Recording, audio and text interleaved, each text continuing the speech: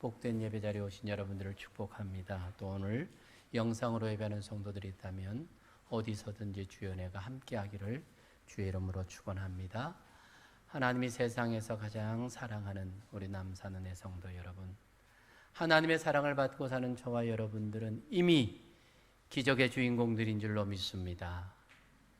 믿음과 기도로 넘지 못할 우리 인생의 어떤 산도 없음을 알기에 오늘도 믿음으로 드린 예배 가운데 임하시는 하나님, 우리의 기도를 신실하게 들어주시는 좋으신 하나님, 함께하며 은혜의 역사가 저와 여러분 가운데 함께하여 하늘의 신령한 복과 땅의 기름진 복으로 삶의 풍성함이 넘치기를 주의 이름으로 축원합니다. 많은 성경학자들도 말을 하고 세상 사람들의 입에서도 종종 오르내리는 이야기가 지금 이 시대가 마지막 때이다, 말세의 지말이다 하는 그런 말들을 종종 듣게 됩니다.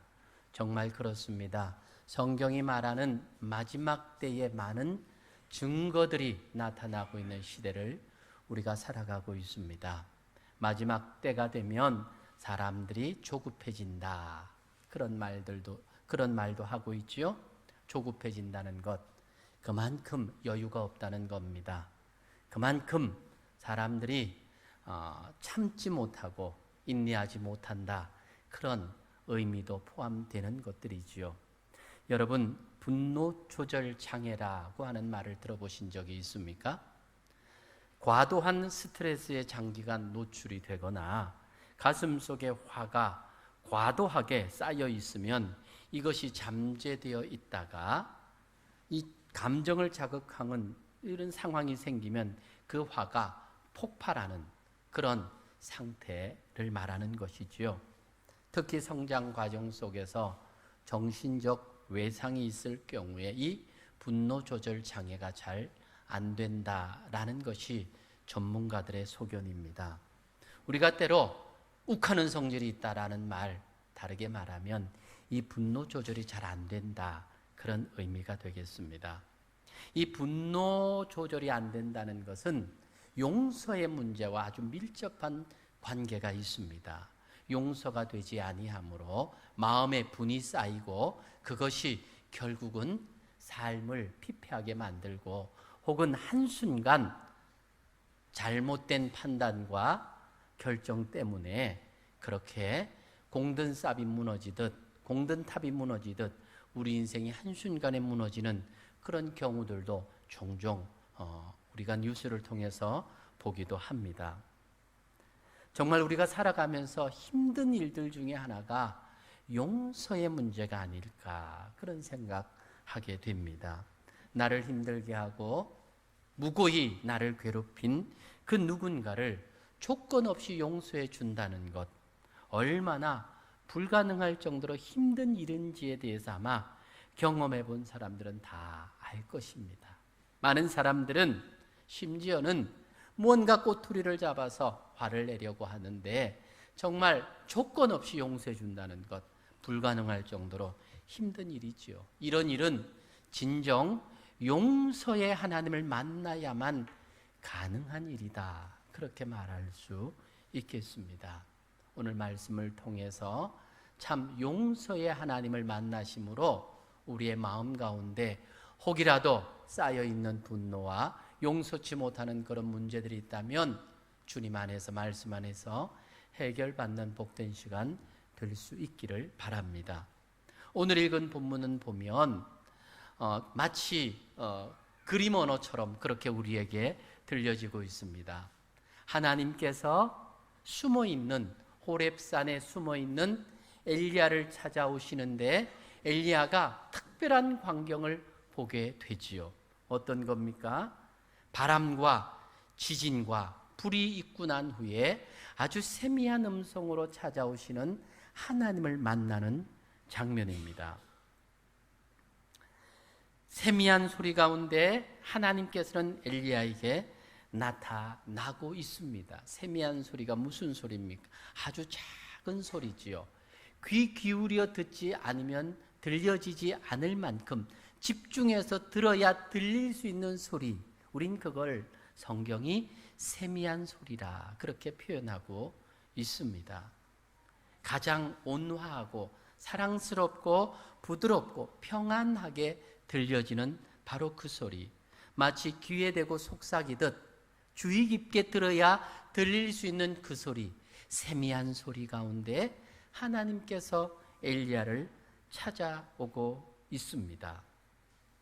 앞서 11절과 12절에 보면 산을 가르고 바위를 부수는 강한 바람이 엘리야의 눈에 보였습니다.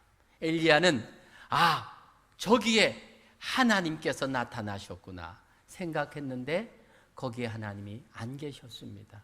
하나님이 그 가운데 엘리야를 만나 주시지 않으셨다는 겁니다.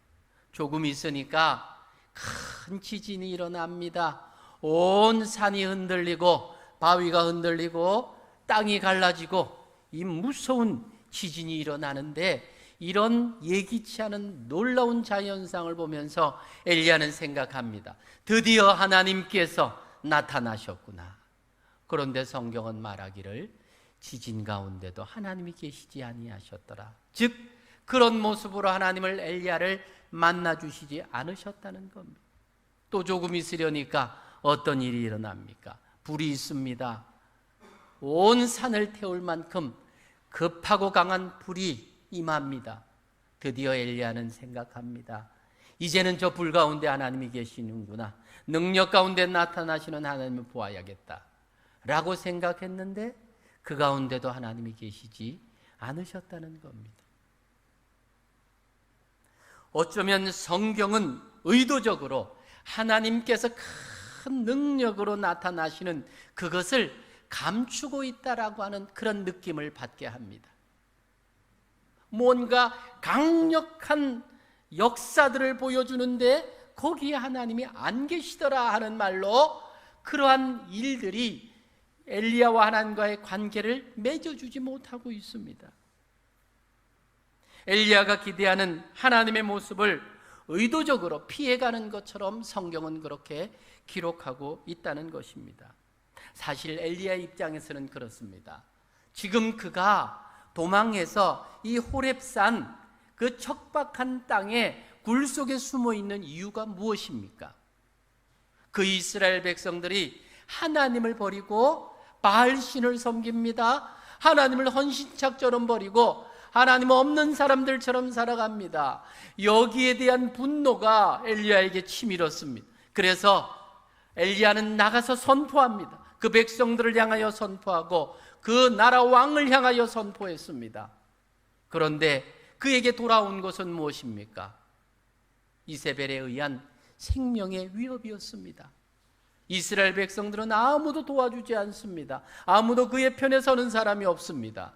생명을 부지하기 위해서 40주 40야를 도망해서 가까스로 숨어 있는 곳이 호렙산 굴속이었습니다. 그러니 엘리야 입장에서는 어떻습니까? 하나님이 급하고 강한 능력의 하나님으로 나타나셔서 자기 편이 되셔서 지금 이렇게 하나님을 거부하는 그 백성들을 향하여, 그 나라를 향하여 징계하기를 원하는 그 마음이 아마 엘리야의 마음에 가득하지 않았겠습니까? 그러니 엘리야는 그런 하나님을 기대하고 있었는지도 모릅니다. 그렇게 하나님이 나타나기를 기대하고 있었는지도 모릅니다. 그런데 그런 일들이 나타나고 있는 것, 이제는 드디어 하나님이 나타나셨구나 생각하고 있는데 하나님이 안 계시더라는 겁니다. 그런 가운데 하나님은 그를 만나주시지 않으시더라는 겁니다. 겁에 질려 호렙산까지 도망친 엘리야를 위로하든지 힘을 주시든지 해야 되는데, 과거에 하나님이 이스라엘 백성들 앞에 나타날 때는 항상 능력의 권능의 하나님으로 나타나셨습니다. 그럴 때마다 백성들은 이 하나님의 권능 앞에 무릎을 꿇었고 두려워 떨었습니다. 그한 예를 보면 출애굽기 19장 16절로 19절의 내용을 읽겠습니다. 셋째 날 아침에 우레와 번개와 빽빽한 구름이 산 위에 있고 나팔 소리가 매우 크게 들리니 진중에 있는 모든 백성이 다 떨더라. 모세가 하나님을 맞으려고 백성을 거느리고 진에서 나오매 그들이 산길 슬게 서 있는데 시내산의 연기가 자욱하니 여호와께서 불 가운데 거기 강림하심이라. 그 연기가 온기 가마 연기같이 떠오르고 온 산이 크게 진동하며 나팔 소리가 점점 커질 때에 모세가 말한즉 하나님의 음성으로 대답하시더라. 이스라엘 백성들이 잘못하고 하나님을 멀리할 때에 하나님은 그렇게 나타나셔서 이스라엘 백성들을 두려움에 떨게 했습니다. 그리고는 직접 그들을 만나 주시지도 않고 모세를 통해서 백성들에게 메시지를 전하는 모습을 보여주셨습니다. 아마 엘리야도 그런 하나님의 임재를 기대하고 있었는지도 모릅니다. 아마 분명히 그렇게 기대하고 있었을 겁니다. 그런데 그의 기대와는 다르게 아주 조용하고 세미한 음성으로 하나님께서 찾아오셨다는 사실입니다. 두려움에 떨고 있는 엘리야에게 찾아온 하나님은 부드럽고 따뜻한 음성으로 마치 조용히 들어야 들릴 만한 그런 세미한 음성으로 찾아오셨다는 겁니다. 하나님은 엘리야를 윽박지르지 않으시고 하나님은 도망하여 숨어있는 엘리야를 야단치지 아니하시고 마치 친구처럼 속삭이듯 작은 음성으로 그를 만나주고 있는 장면을 우리가 본문으로 읽고 있습니다. 하나님은 엘리야에게 강하게 나타나지 아니하시고 부드러운 음성으로 나타나고 있습니다. 마치 부모가 자식에게 위로의 말을 하듯 그렇게 말씀으로 찾아오고 계십니다. 사실 지금 엘리야는 사역의 위기에 놓여 있습니다. 열심히 특심해서 바알의 450명의 선지자들과 영적 전쟁을 치루었습니다.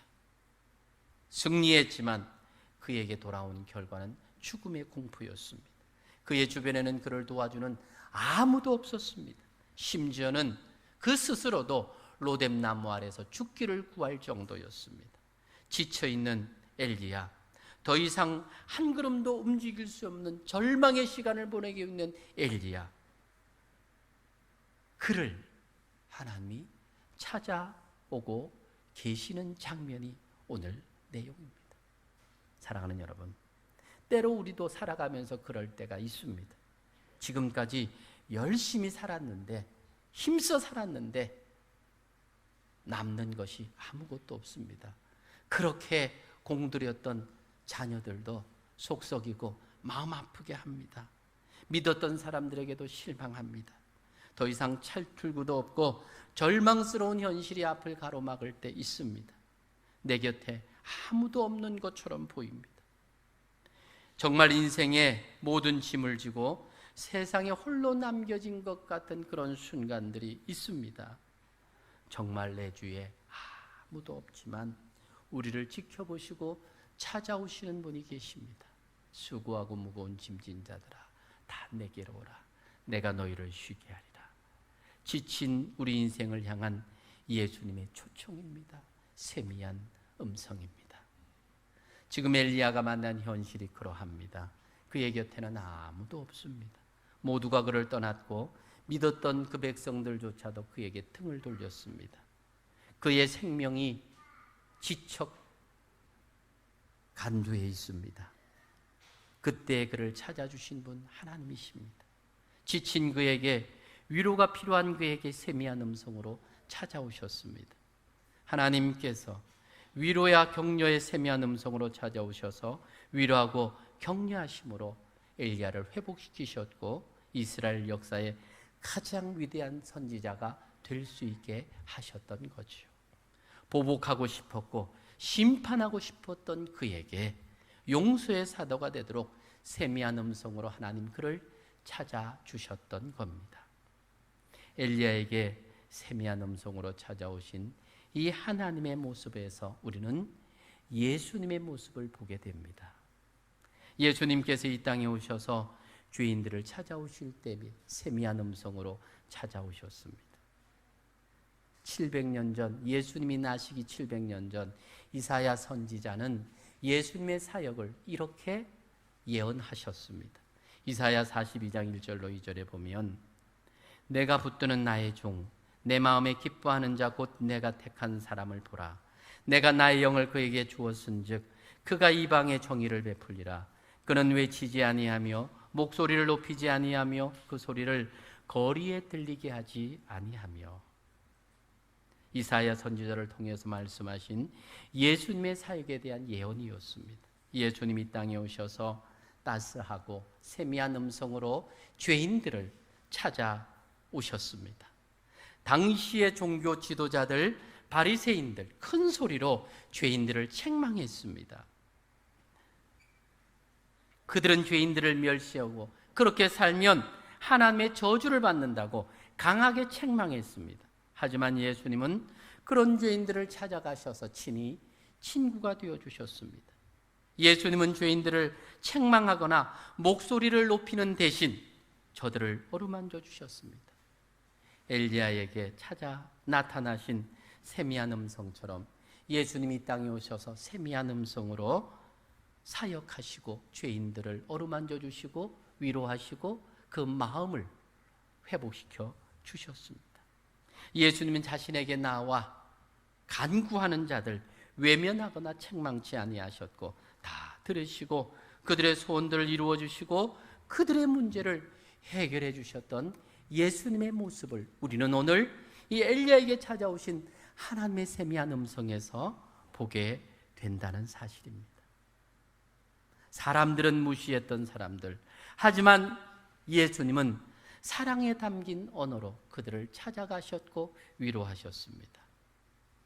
사람들은 천한 사람들을 멸시했지만 예수님은 그들을 품에 안으셨습니다. 사람들의 진정한 변화는 윽박지름으로 되는 것이 아니라 감동으로 변화가 되는 거지요. 예수님의 사역이 그랬습니다. 예수님이 우리를 찾아오셔서 나를 하나님 자녀 만드실 때도 그렇게 일하셨습니다.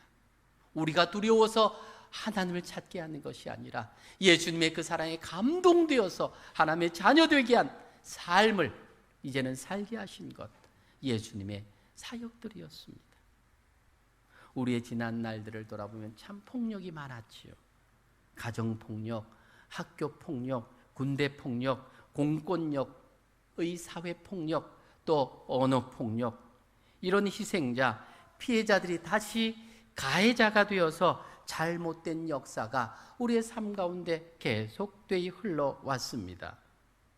이제는 이것을 끊어야 할 때가 되었습니다. 누가? 신앙인인 저와 여러분이 해야 될 몫입니다. 조용히 찾아오셔서 우리를 어루만져 주시고 치유하시는 그 주님의 사랑을 받은 우리들이 감당해야 될 몫입니다.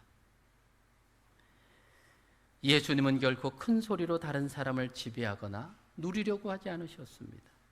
죄인들이 겁에 질려 도망하지 않도록 늘 따스하고 온화한 음성으로 죄인들에게 말씀하시는 예수님, 우리가 아무리 죄를 지어도 책망하거나 우리를 내치지 아니하시고 또 품에 안아주시고 또 품에 안아주시고 거듭 다시 스스로 깨닫고 돌아오기까지 끝까지 인내하시고 참으시며 그저 문만 두드리고 계신 예수님, 내가 문 열어줄 때까지 참고 기다리시는 예수님, 그 예수님의 사역이 있었기에 우리가, 죄인인 우리가, 그렇게 하나님의 마음을 아프게 하는 우리가 멸망치 않고 진멸되지 않고 살아남을 수 있는 이유가 된 거지요.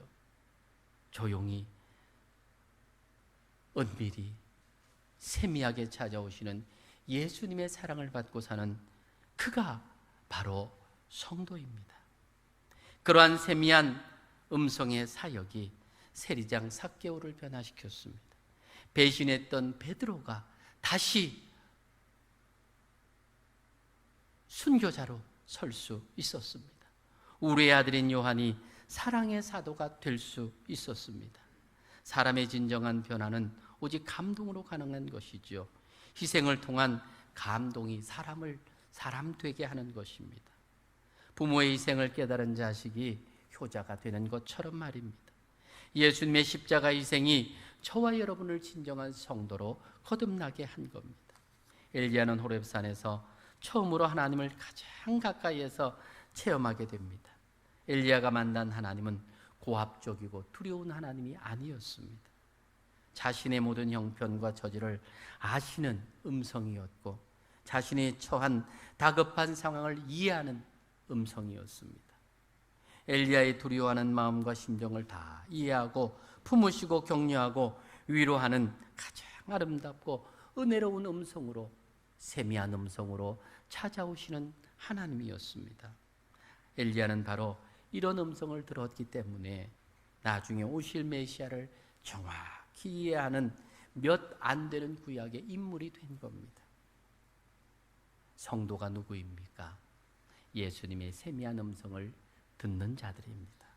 지금도 세미한 음성을 듣는 자들이고 앞으로도 예수님의 세미한 음성을 지속적으로 들어야 할 자가 바로 성도입니다.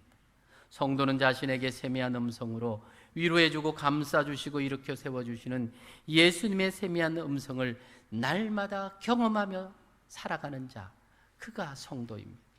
예배 중에 경험하고 찬양 중에 경험하고 기도 중에 경험합니다. 성경에는 수많은 예수님의 세미한 음성에 대한 기록이 있습니다. 예수님의 세미한 음성을 듣지 못한다면 예수님과 교제한다고 말할 수 없습니다. 그런데 성도들 가운데 의외로 그런 사람들이 많습니다.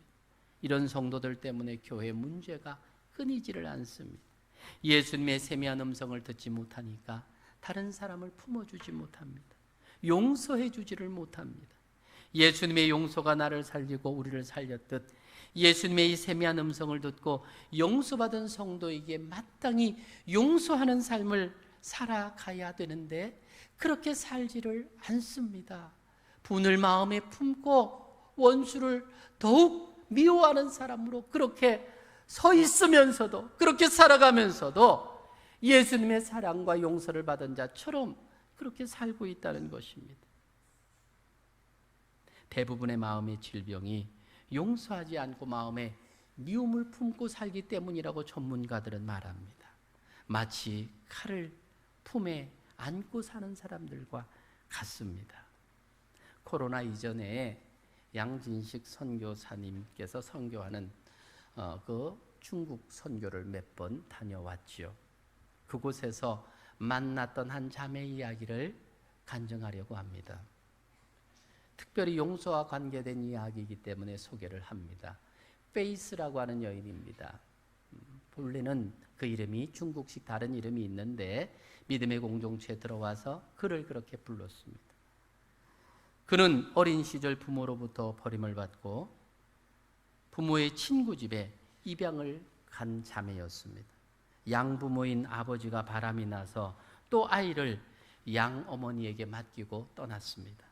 어머니도 병이 들어서 더 이상 그를 키울 수가 없어서 또 다른 집에 입양을 보내게 됩니다.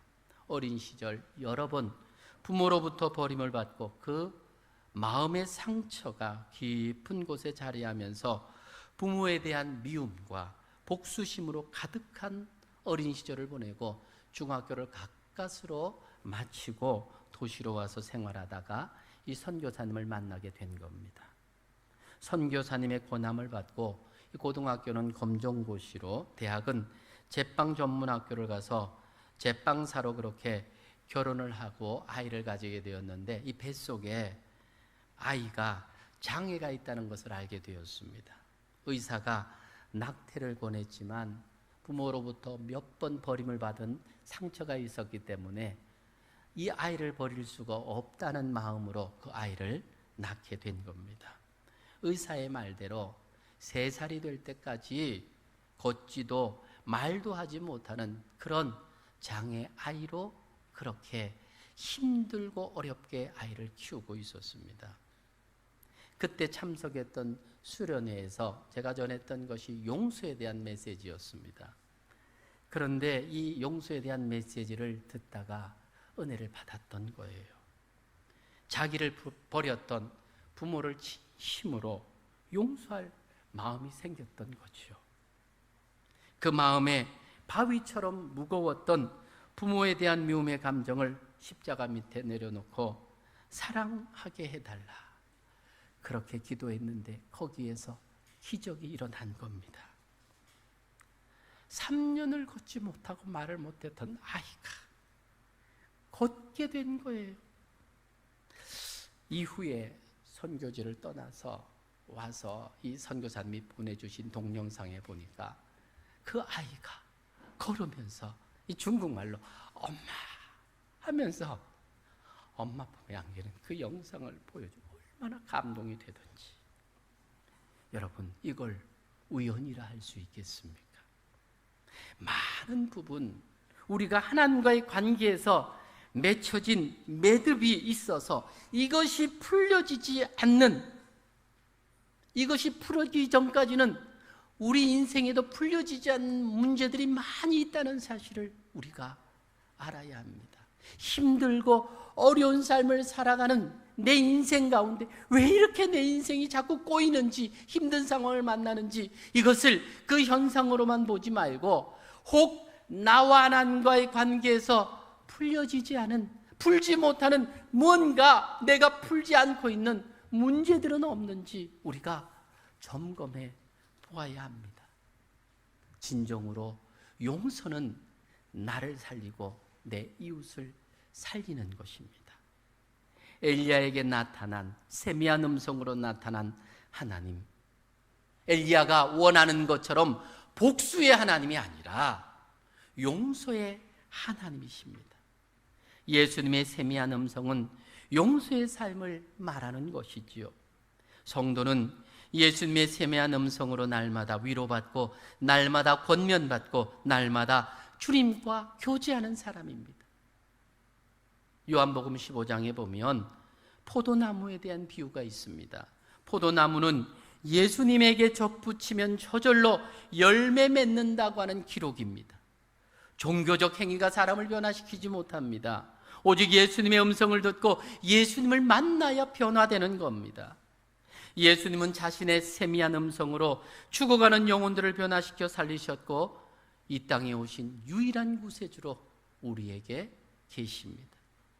성도는 신앙의 연수보다, 직분보다 더 중요한 것이 날마다 예수님의 이 세미한 음성으로 힘을 얻고 은혜를 받아야 한다는 것입니다.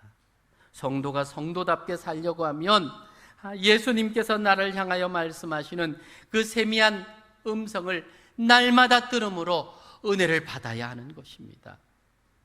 예수님이 하신 세미한 음성을 본받아서 우리 또한 예수님처럼 세상 사람들을 대하는 그런 사람, 우린 그를 진정한 성도라고 말할 수 있는 것입니다.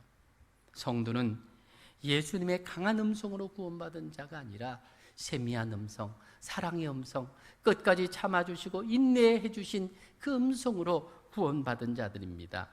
그러기에 우리도 예수님처럼 또 누군가에게 그렇게 오래 참아주고 인내하며 사랑의 음성으로, 세미한 음성으로 다가가는 자들이 되어야 하는 것입니다. 예수님이 나를 용서해 주신 것처럼 또한 그런 용서의 삶을 살아가는 우린 그를 진정한 성도라고 말하는 것입니다. 이 시대의 사람들, 욥의 친구들처럼 다른 사람들 잘못 지적하는 일에 익숙합니다. 바른 소리 해주는 일에 익숙합니다. 아픈 자들에게는 바른 소리가 필요한 것이 아니라 다가가서 안아주는 것이 필요합니다. 죄로 인하여 인생의 무거운 짐 때문에 지쳐 쓰러져 있는 사람들에게 다가가서 아무 말 하지 않더라도 한번 손잡아주는 것이 참 사랑이고 세미한 음성으로 다가가는 예수님의 사랑의 사람인 것입니다. 이 시대가 세미한 소리로 사역하는 예수님을 놓치고 있습니다. 기독교가 그래서 세상에 대안이 되지 못하고 있습니다. 우리가 예수님에게 배워야 합니다. 큰 목소리가 아니라 작고 친근한 세미한 음성으로 이 땅에서 사역하셨던 그 사랑의 예수님을 우리가 배워야 합니다. 누군가를 꾸짖고 누군가를 야단치고 누군가를 억누르는 큰 음성이 아니라 예수님처럼 위로하고 감싸줌으로 그 누군가를 일으켜 세워주는 그가 예수님의 사랑을 진심으로 받은 참된 성도인 것입니다. 우리는 세미한 음성으로 찾아오신 예수님의 은혜와 긍휼이 저와 여러분들을 하나님의 자녀되게 했습니다. 세미한 음성으로 찾아오시는 예수님을 아는 성도는 예수님의 영이 마음이 있기에 지친 이웃에게, 절망하는 이웃에게 세미한 음성으로 그들을 세우며 살리는 일을 감당하는 자가 되는 것입니다. 사랑하는 여러분, 오늘도 세미한 음성으로 찾아오시는 그 예수님을 진심으로 만나는 복된 성도들 되시기를 바랍니다. 하루를 너무 분주하게 살지 마시고 새벽에 세미한 음성으로 찾아오시는 예수님 만나고 은혜로 또 그렇게 하루를 시작하고 살아가시기를 바랍니다.